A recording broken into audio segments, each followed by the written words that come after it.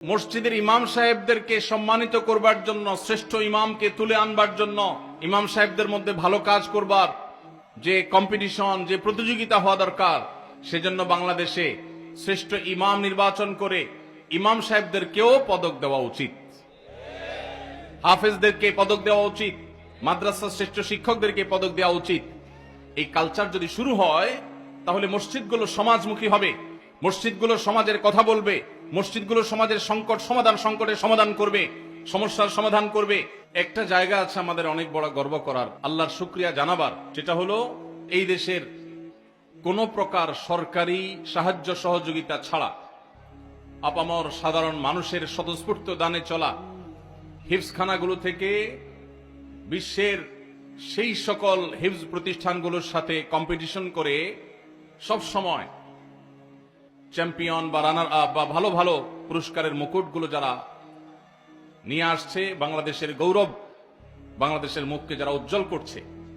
সম্প্রতি আপনারা দেখেছেন যে কখনো সৌদি আরবের সর্বোচ্চ ব্যক্তিবর্গ, কখনো আরব আমিরাতের সর্বোচ্চ ব্যক্তিবর্গ, কখনো তুরস্কের সরকার প্রধান, কখনো ইরানের রাজনৈতিক নেতৃত্ব এবং সিনিয়র ব্যক্তিবর্গ, তারা বাংলাদেশের ছেলেদের, এই কোমলমতি হিফজখানার ছাত্রদের কপালে তারা চুমু আঁকছেন, তাদেরকে বুকে তুলে নিচ্ছেন, তাদেরকে স্নেহ এবং মমতার পরশে তাদেরকে আপন করে নিচ্ছেন।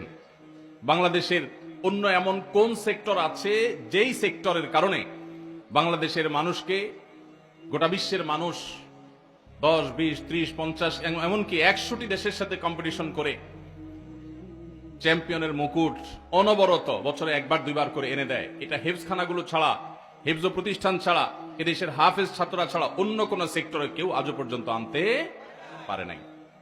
অতএব এই হিফজখানাগুলো আমাদের জন্য গৌরবের, আমাদের এই ছেলেগুলো আমাদের জন্য গৌরবের।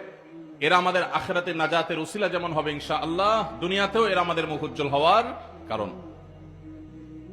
আপনারা জানেন মিডল ইস্ট সহ পৃথিবীর অনেক দেশ রাষ্ট্রীয়ভাবে হিফজখানাগুলোকে পৃষ্ঠপোষকতা দেয়, অর্থকড়ি দেয়, গবেষণা করবার জন্য যাবতীয় উপায় উপকরণ উপাদান দেয়।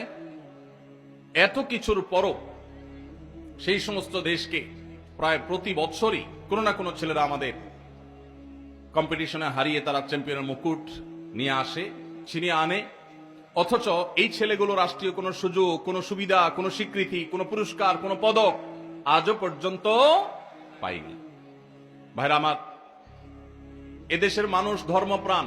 মুসলমানরা, হিন্দুরা, খ্রিস্টানরা কিংবা বৌদ্ধরা, যেই কোনো ধর্মের মানুষ এদেশে বসবাস করে, সবাই যার যার আপন ধর্মে ধর্মপ্রাণ। ধর্মপ্রাণ মানুষের এই দেশে রাষ্ট্র যদি ধর্মকে ওন করে, রাষ্ট্র যদি ধার্মিকদেরকে ওন করে, তাদেরকে যদি অনবোর্ড করে আর আপন মনে করে, তাহলে সেক্ষেত্রে এই দেশ এগিয়ে যাবে ইনশাআল্লাহ। 4 লক্ষ মসজিদে 4 লক্ষ ইমাম এদেশে আছেন।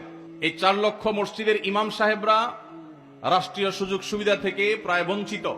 এমনকি রাষ্ট্র এই 4 লক্ষ মসজিদকে, 4 লক্ষ মসজিদের ইমামকে তাদেরকে দুর্যোগ মোকাবেলা, পরিবেশ রক্ষা, বৃক্ষরোপণ, শিক্ষা, নানাবিধ কার্যক্রমের সাথে অন্তর্ভুক্ত করে রাষ্ট্র এগিয়ে যেতে পারত। দুর্ভাগ্যজনকভাবে সেটা এই 50 বছরের বাংলাদেশে আজও পর্যন্ত হয় নাই।